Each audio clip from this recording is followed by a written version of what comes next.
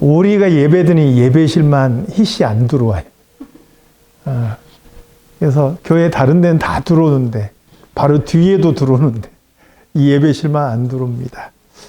주중에 빨리 확인해서 조치하도록 그렇게 하겠습니다.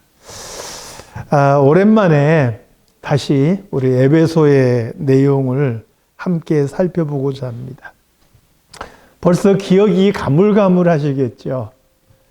오늘 에베소서 5장에서요. 특별히 5장 1절에서 하나님을 본받는 자가 되라 라는 그런 말씀을 봤어요. 그러면 하나님을 본받는 자가 되려면 어떻게 해야 되느냐? 첫 번째로 사랑 가운데서 행해야 된다. 그리고 두 번째로 온갖 더러운 것들은 이름도 부르지 마라. 그리고 마지막 세 번째, 오히려 우리가 원망하거나 불평하는 말보다는 감사하는 말을 하며 살아야 된다. 이렇게 살펴보았습니다. A.W. 토저라는 목사님께서 참 재미있는 책을 쓰셨더라고요. 하나님을 추구하라 이런 책을 썼고요. 또 그 반대 입장에서 인간을 추구하시는 하나님이라는 책을 쓰셨어요. 이 인간을 추구하는 하나님이라는 책 서문에 이런 글을 썼어요. 북쪽을 등지지 않으면 남쪽을 여행할 수 없습니다. 밭을 갈지 않으면 씨를 뿌릴 수 없습니다. 그리고 장애물을 치우지 않으면 앞으로 나아갈 수 없습니다. 우리가 하나님을 닮아간다는 것은요, 사탄의 세력과 완전히 등을 진다라는 의미예요. 사탄의 세력과 등을 지고 하나님을 향해서 나아간다는 거예요. 마치 남쪽을 향해서 가려면 북쪽을 등지는 것과 같은 것이죠. 우리가 하나님을 닮아간다는 것은 씨를 뿌리기 위해서 밭을 갈거나 앞으로 나아가기 위해서 장애물을 치우는 것 같은 그런 수고로움을 더해야 된다는 것을 의미하는 거예요. 내가 거저 가만히 있다고 해서 저절로 하나님을 닮아가는 거 결코 없어요. 그래서 하나님을 향해서 가는 우리는 사탄을 등지고 나아가야 되는 거예요. 새 사람이 되기 위해서 옛 사람을 치우고 내 안에서 지워내는 그런 노력을 해야 되는 거예요. 성경에서 언급하는 것으로 따지면 음행이나 온갖 더러운 것이나 누추한 것이나 탐욕 이런 것을 내 마음과 내 입에서 치워버리기 위해서 노력해야 돼요. 하나님을 닮아가는 사람은 내 성질대로 살아버리면 안 되는 거예요. 내 소견에 오른 대로 살아버리면 안 되는 거예요. 그런 것들을 내려놓고 그런 것들을 장애물로 여기고 치워버리고 하나님을 향해서 나아가는 수고와 노력이 필요하다는 거죠. 어떤 사람은 이렇게 말할 수 있어요. 도대체 예수님 믿기만 하면 구원받는다고 했는데 뭐 하라는 것 많고 뭐 하지 말라는 게 많느냐? 이렇게 말할 수 있습니다. 왜 자꾸 수고하고 뭔가를 하라고 하느냐? 이런 것이죠. 근데 분명히 구분돼서 제가 다시 설명을 드릴게요. 우리의 구원은 내가 뭔가를 할 필요가 없어요. 왜요? 은혜니까요. 선물로 주어진 거예요. 하나님의 전적인 사랑에 의해서 예수 그리스도의 그 피 흘리심에 의해서 우리의 구원이 주어진 거예요. 거기에 내 노력이나 내 행위는 어떤 것도 들어가 있지 않아요. 그래서 구원은 은혜다 이렇게 말하는 거예요. 그런데 구원받은 우리가 여전히 죄의 자리에 머물러 있다? 이것은 말이 안 된다는 거예요. 그래서 성경은 우리에게, 구원받은 우리에게 하나님을 닮아가는 삶을 살아라 이렇게 요구한다는 거예요. 구원은 거저 주신 은혜이지만 구원받은 성도답게 하나님을 닮아가는 것은 거저 되는 게 아닌 거예요. 노력해야 돼. 내 마음의 미움도 다 걷어내려고 노력해야 되고 막 나오는 내 입의 말도 좀 잘 예쁜 말 하려고 노력해야 되고 내 인격과 성품도 다듬으려고 노력해야 되고 이렇게 노력해야만이 이루어지는 거라는 거예요. 거기에 덧붙여서 지금 내 삶의 모습은요, 내가 어떤 모습으로 살아가느냐 하는 것은 내 믿음이 진실된 것이냐 아니면 거짓된 것이냐를 증명해 주는 것이죠. 내 믿음이 진실한 믿음인지를 증명해 주는 게 뭐냐? 내 삶의 모습이라는 거예요. 마태복음 7장 21절에서는 이렇게 말씀해요. 같이 한번 읽어볼까요? 자, 시작. 나더러 주여 주여 하는 자마다 다 천국에 들어갈 것이 아니요 다만 하늘에 계신 내 아버지의 뜻대로 행하는 자라야 들어가리라. 쉽게 설명하면요, 믿음이 있다고 말하고 주님의 이름을 부른다고 해서 그 사람이 다 진짜 믿음 있는 게 아니라는 거예요. 그 사람의 진짜 믿음은 하늘에 계신 아버지, 하나님 아버지의 뜻대로 행하는 삶을 통해서 증명된다는 거예요. 그러니까 하나님의 이름을 부르고 예수님의 이름을 부르지만 그 믿음이 거짓된 사람도 있다는 거예요. 그리고 그 거짓된 믿음을 가진 사람은 입으로는 주님을 부르는데 삶이 그렇지가 않아요. 그 사람의 살아가는 삶은 전혀 다르다는 거예요. 하고 싶은 말 그냥 하고 하고 싶은 행동 그냥 하고 그렇게 살아가는 삶의 모습인 거예요. 그것은 거짓된 믿음이라 하는 것이죠. 여기에 대해서 야고보는 야고보서 2장 14절에서 17절에 이런 얘기를 해요. 만일 사람이 믿음이 있노라 하고 행함이 없으면 무슨 유익이 있으리요? 그 믿음이 능히 자기를 구원하겠느냐? 만일 형제나 자매가 헐벗고 굶주리고 있는데 그 사람에게 배부르게 하라, 따뜻하게 하라, 이렇게 말하면서 그 사람에게 필요한 것을 주지 않으면 그게 무슨 의미가 있느냐? 이렇게 말하면서 행함이 없는 믿음은 그 자체가 죽은 것이다. 이렇게 선언하고 있어요. 배고픈 사람에게 잘 먹어서 배부르게 하라 이렇게 말해놓고 먹을 것을 주지 않는다면 의미가 없는 것처럼 믿음이 있다고 말하면서 그 믿음에 따라 오는 행함이 없다면 그 믿음이 의미가 있는 것이냐는 거예요. 그것이 진짜 구원 얻는 진실된 믿음이냐는 거예요. 아니라는 것이죠. 죽은 믿음이 우리를 구원할 수는 없다는 것입니다. 지금 우리가 살펴보는 에베소의 말씀은요, 하나님의 비밀한 계획에 따라서 예수께서 이 세상에 오셨어요. 그리고 우리 죄인들을 구원하시고 이방인과 유대인의 담을 하셨어요. 누구나가 다 예수 그리스도 안에서 하나님 앞에 나아가면 그리스도의 교회가 되고 성도가 된다라는 그러한 진리를 우리는 배웠어요. 구원받기 위해서 하나님 닮아가라는 게 아니라 구원 받았으니 하나님을 닮아가라. 지금 그 이야기 하고 있는 거예요. 그러니까 우리가 오해하면 안 된다 하는 것이죠. 이미 구원받은 자로서 하나님을 닮아가는 삶의 모습, 그게 내 믿음이 진짜라는 것을 증명해 준다는 거예요. 사랑하는 성도 여러분, 우리의 모습을 돌아볼 필요가 있어요. 난 진짜 믿음인가? 내 삶에서 내가 지금까지 신앙생활에 오면서 하나님 믿는다 했고 교회에서 직분도 받았는데 나는 진짜 하나님 닮아가는 모습인가? 주변 사람이 나를 통해서 예수 그리스도의 향기를 맡을 수 있는가? 그것을 통해서 내 믿음이 증명된다니까요.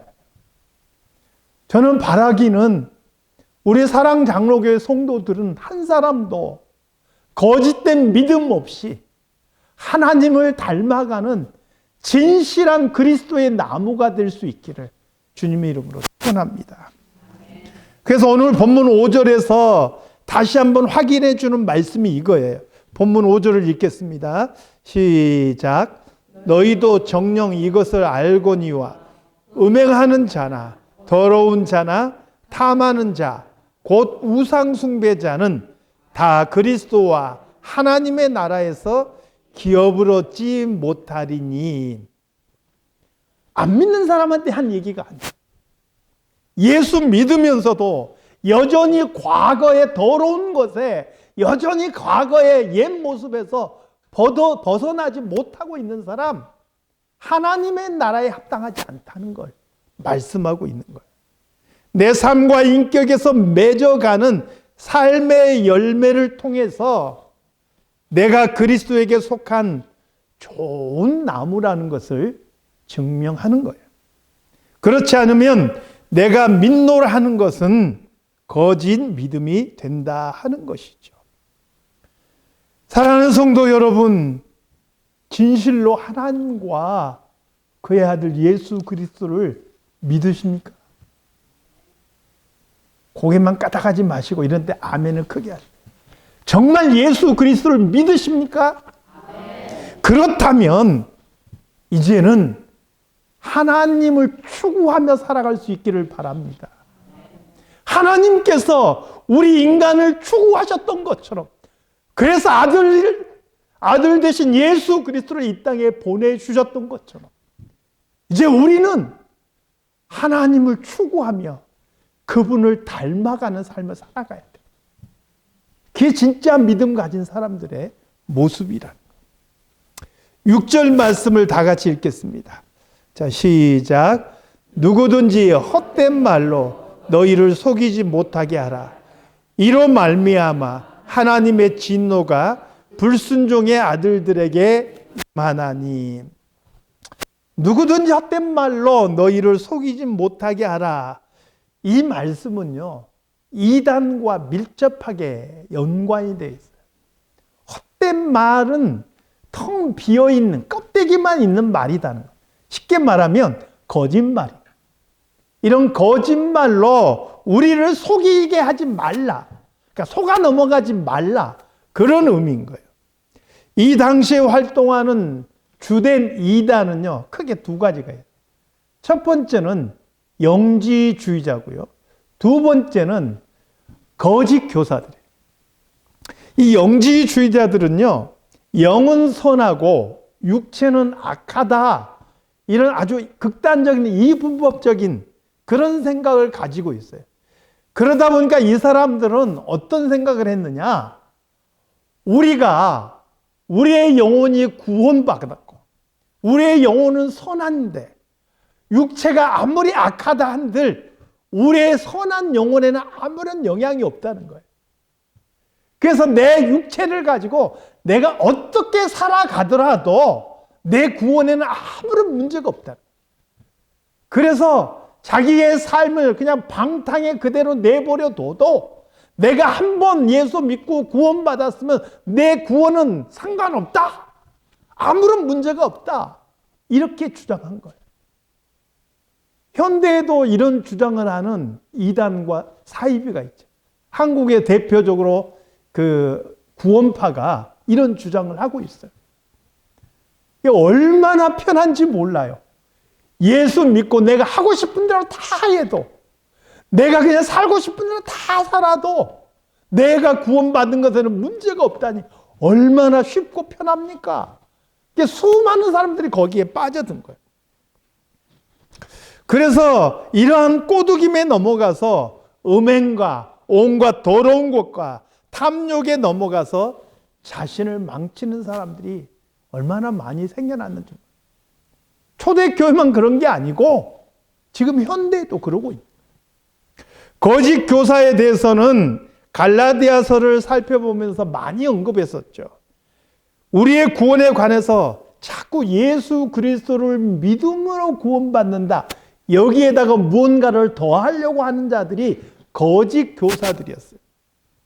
이 거짓 교사들은 유대인들이 예수를 믿고 교회 안에 들어왔어요.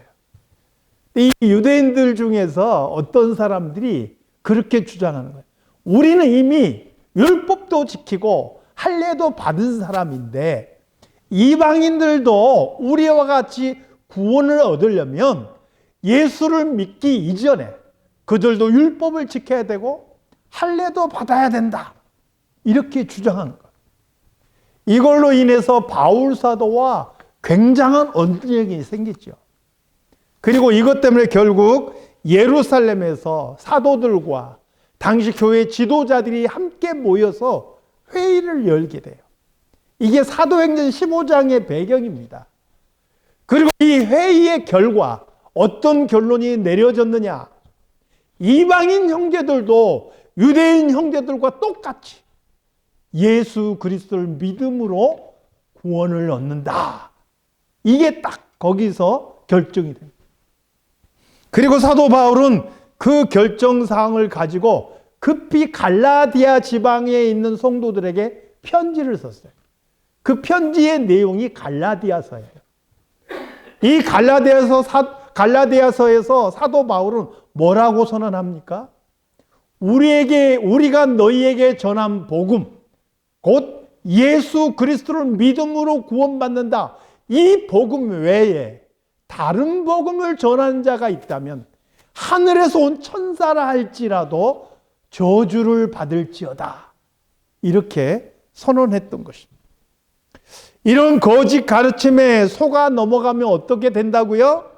바로 불순종의 아들들이 된다는 거예요. 하나님을 믿는데 아는데 하나님의 말씀에 순종하지 않는 불순종의 아들들이 되는 거예요.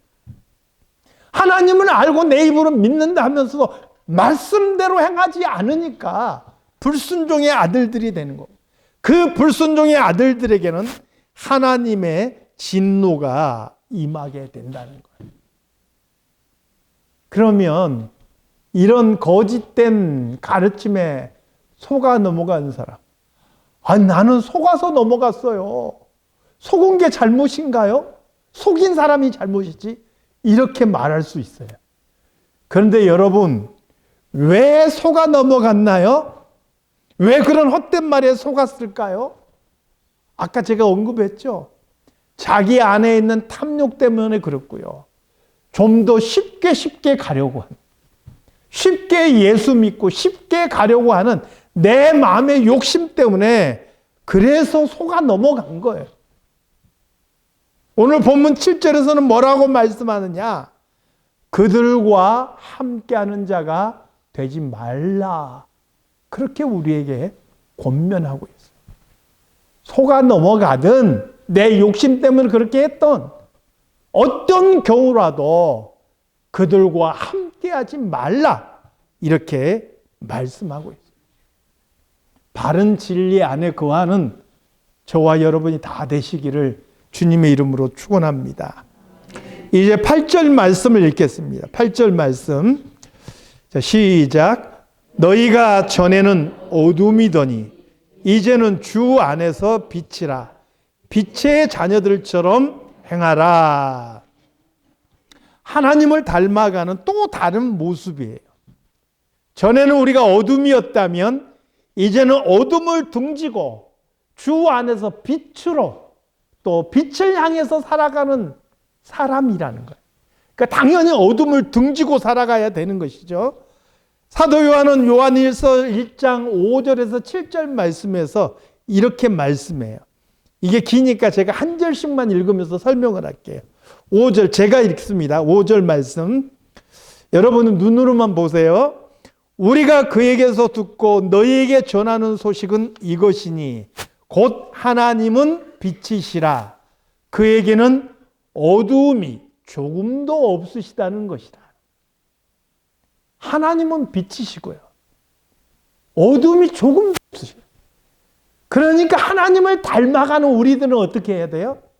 우리도 빛이어야 되고 빛을 향해서 살아가야 되고 어두움은 등지면서 살아가야 되는 게 너무나 마땅하다는 거예요.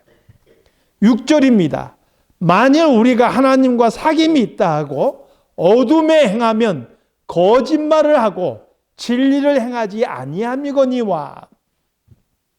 하나님을 믿는다고 하면서 여전히 어둠에 속한 일을 하면서 여전히 옛 모습 그대로 살아간다면 그것을 뭐라고 말한다고요?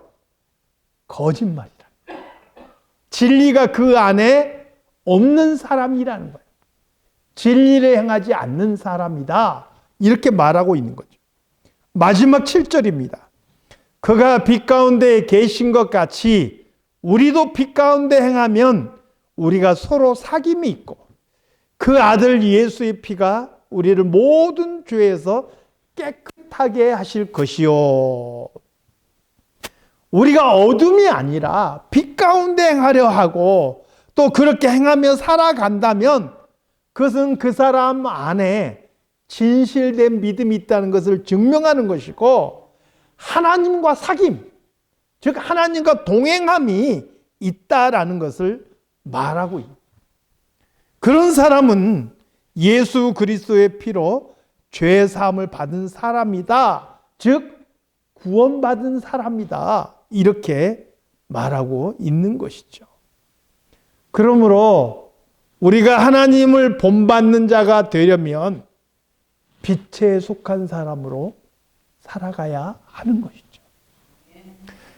빛의 자녀로 살아간다는 것이 어떤 의미일까요?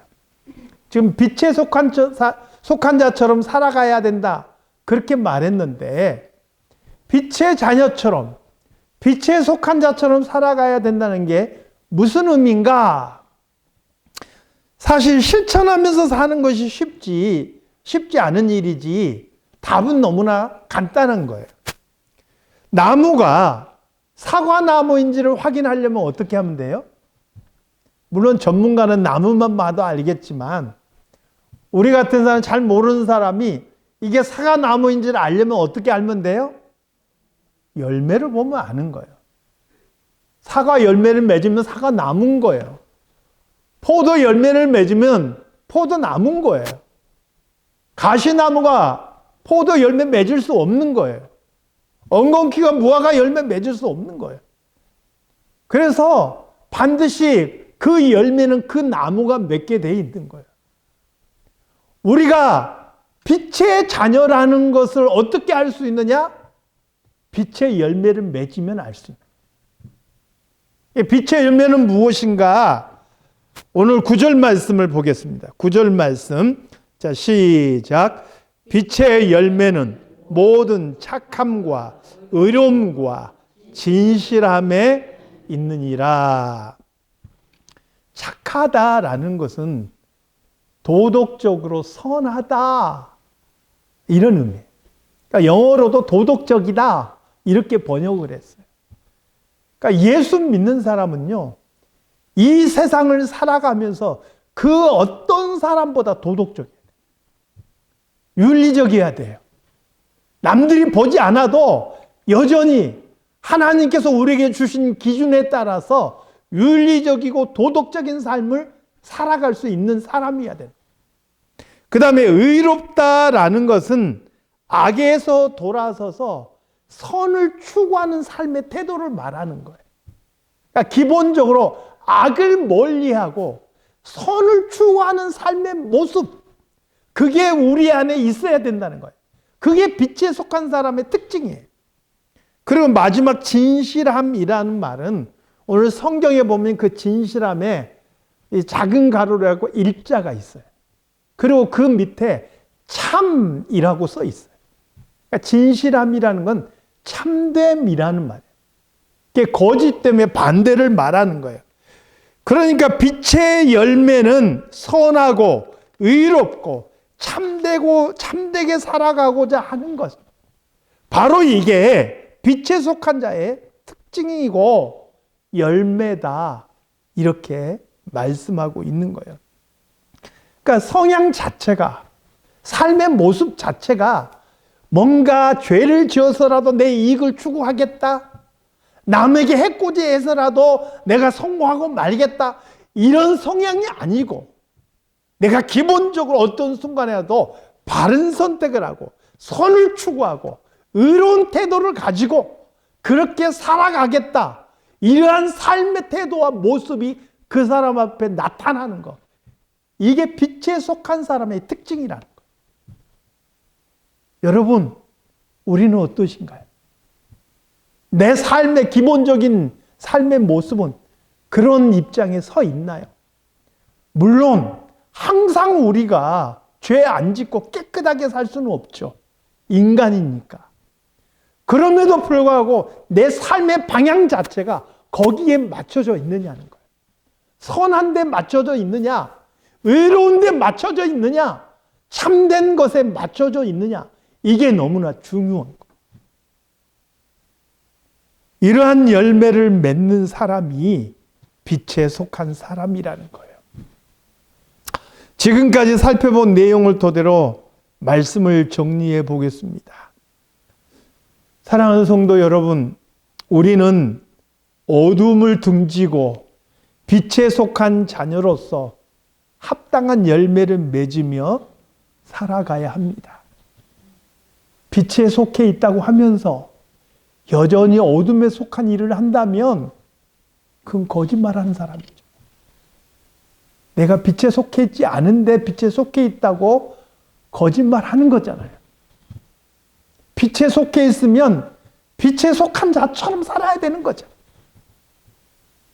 믿지 않는 자와 똑같이 미워하고 똑같이 욕심부리고 똑같이 자기 소견에 옳은 대로 행하면서 나는 빛의 자녀다. 어떻게 그렇게 말할 수 있느냐는 거예요. 그건 거짓말이다는 거예요. 사랑하는 성도 여러분, 하나님을 닮아가는 성도들이 되시기 바랍니다. 빛에 속한 사람답게 우리의 믿음이 거짓이 아니다. 진실한 것이다. 나는 하나님을 추구하며 살아간다.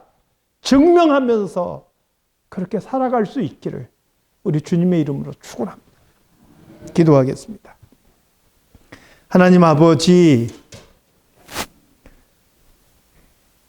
빛의 자녀들처럼 행할 수 있는 저희들이 되게 해 주시옵소서.